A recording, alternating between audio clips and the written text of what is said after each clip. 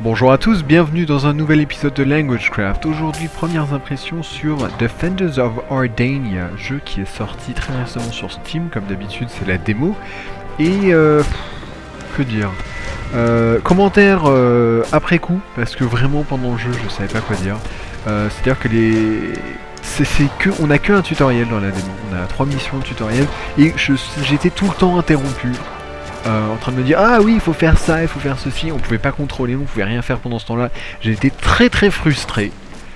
Faut savoir que moi j'aime les jeux de Tower Defense, donc les trucs où il y a des ennemis qui arrivent et il faut qu'on place des tours, qu'on les améliore, qu'on empêche les autres de venir.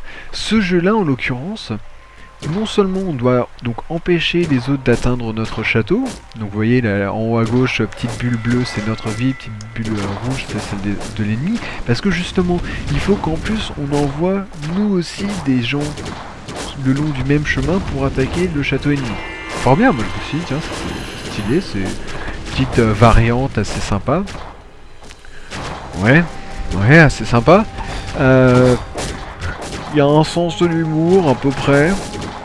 C'est assez lent. Alors non, moi, justement, ce niveau-là, donc il est pratiquement en entier. C'est juste qu'au début, je croyais que je filmais pas. Là, c'était déjà la deuxième fois que je le faisais parce que avant, j'avais supprimé ce que j'avais fait en me disant que j'allais le faire au niveau suivant et il n'y a pas de niveau suivant. Toujours est-il que moi, quand je l'ai fait, ça m'a semblé très très long et que quand je l'ai mis dans Premiere Pro pour le monter, j'ai vu ah à 8 minutes 39. Ah bon.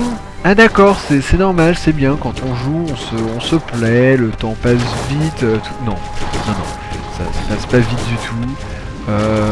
Voilà, on en est qu'à 2 minutes de commentaires, je vous le dis de but en blanc, n'achetez pas ce jeu. Non, c'est... ça a aucun intérêt, franchement, les graphismes sont pas excellents. Il y a un moment où je zoome, et on le voit. Les mécanismes, on a plein de différentes unités, mais on est limité au nombre. Donc en haut à gauche, là, vous voyez, il y a des petits ronds sous la carte.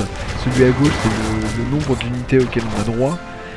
Sur ce niveau-là, ça augmente au fur et à mesure. Sur ce niveau-là, c'est 30. Certaines unités, donc c'est juste... alors c'est des vagues qu'on envoie, des vagues de 5.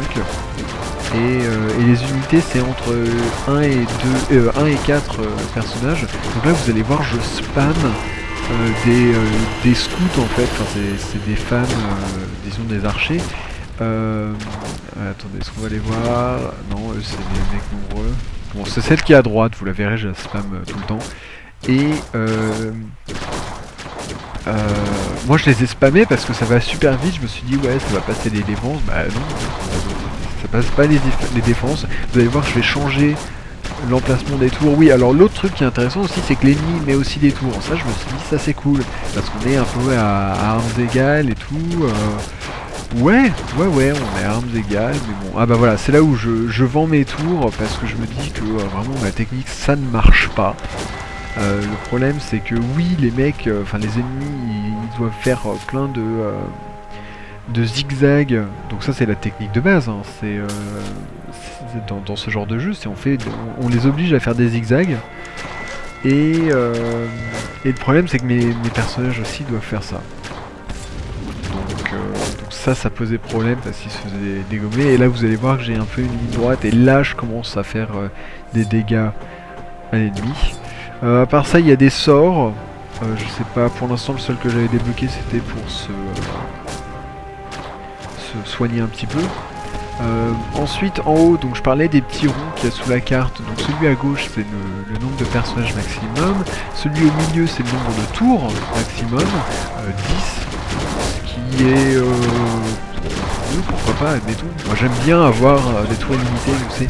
Moi je pense qu'un des meilleurs jeux auxquels j'ai joué c'est Sanctum. Notamment parce que, alors déjà il y a énormément de sortes d'ennemis, il y a énormément de sortes de tours qu'on peut améliorer de diverses façons, mais aussi on tire nous aussi à la première personne.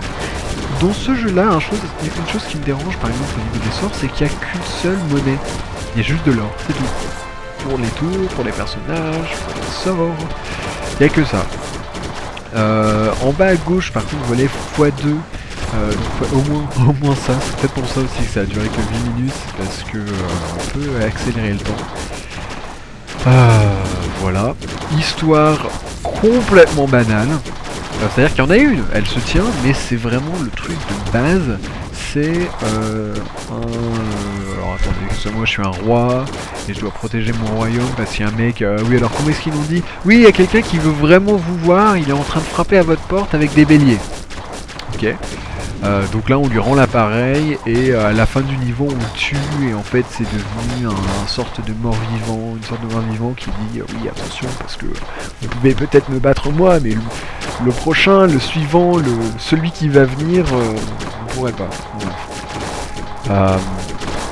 Alors le système vous voyez les tuiles qu'il y a au sol, il y a des tuiles blanches, des tuiles de base qui n'appartiennent à personne. Donc c'est ça qui est intéressant aussi. Les tuiles rouges avec des boucliers, ça veut dire que c'est sous l'influence de l'ennemi. Donc moi je peux pas y construire parce que lui contrôle et lui peut y construire. Les tuiles vertes c'est l'inverse, ce sont mes tuiles et moi je peux y construire. Donc voilà, le mec est en train de raconter sa vie, ça c'est le méchant. Ça c'est le gentil, le mec avec la capuche. Et j'essaye de me demander vraiment si c'est Sean Connery ou pas. Parce que moi j'ai regardé des vidéos de Sean Connery toute la journée, alors je me dis que c'est peut-être lui, mais en fait c'est juste un accent écossais. Et si j'arrive à vous en montrer... oui, là il y en a une juste... arrête de bouger, juste sous la tuile... je vous le montrerai à l'écran, je fais un petit montage. Ça, en fait, les tuiles rouges avec une tour, c'est juste pour dire que on peut pas y construire, non pas parce qu'elle est sous l'influence de l'ennemi, non pas parce qu'elle est sous l'influence de personne, mais parce que si on le fait, les ennemis et nos personnages ne pourront plus passer du tout jusqu'à l'autre château. Forcément très dommage. Mais bon, donc voilà, là qu'est-ce que je fais? Ah voilà, donc lui c'est le grand méchant, c'est le boss, voilà. Un mécanisme intéressant, que j'avais pas vu dans d'autres jeux, c'est qu'on peut, vous voyez je lui ai mis une bannière sur la tête, donc Alt, clic gauche, oui alors des commandes, il y a des Alt, il y a des contrôles, ils utilisent tous les F1, F2 et tout. Un peu tordu et donc ça permet de demander au tour de se concentrer sur cette unité là en particulier. Pourquoi pas? Oui c'est pas mal. Après de là utiliser contrôle quelque chose. Bref. Quoi d'autre? Voilà donc là je l'ai tué, voilà. C'est à peu près tout je crois. Qu'est-ce qu'il y a d'autre? Ouais, les menus sont un peu tordus parce qu'il y en a certains où il suffit de cliquer à côté et ça part, il y en a d'autres non, il faut cliquer bien sur la croix rouge. Le jeu n'est pas abouti. Voilà, moi je suis pas un expert, hein, mais à force de faire toutes ces vidéos de premières impressions, je commence à avoir un petit feeling pour les jeux et celui-là il me paraît pas abouti et j'ai pas vraiment envie d'y jouer. Donc voilà, donc là vous avez vu le dernier niveau de la démo. Ici comme d'habitude le tableau récapitulatif avec tout ce qui a été dépensé, ce qui a été tué, les dégâts, tout ça. Et voilà, donc vous avez tout vu et on se retrouve très bientôt pour un meilleur jeu j'espère. Salut à tous.